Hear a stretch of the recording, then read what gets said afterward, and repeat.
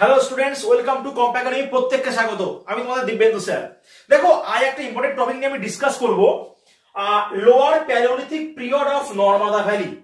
এই কোশ্চেনটা WBCS executive 2022 এর কোশ্চেন ছিল। সেম কোশ্চেন, জাস্ট কোশ্চেনটা কিন্তু চেঞ্জ করে আইএস দিয়েছে। কোশ্চেনটা আইএস এর কোশ্চেন, প্রিভিয়াস ইয়ারের কোশ্চেন। কোশ্চেনটা কি বলেছে? Lower palaeolithic period of central India.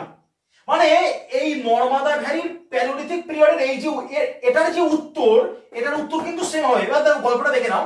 এই যদি আমাদের ভারতবর্ষের ম্যাপ হয়, এখান দিয়ে বয়ে গেছে কি বলো? নর্মাদা রিভার হচ্ছে এখান দিয়ে বয়ে গেছে।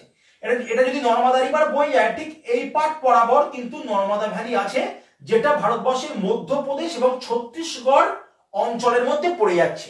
এইবার মধ্যপ্রদেশকে কি বলা হয়? বলো দ্য হার্ট অফ ইন্ডিয়া, কারণ একদম সেন্ট্রাল ইন্ডিয়া পুরোপুরি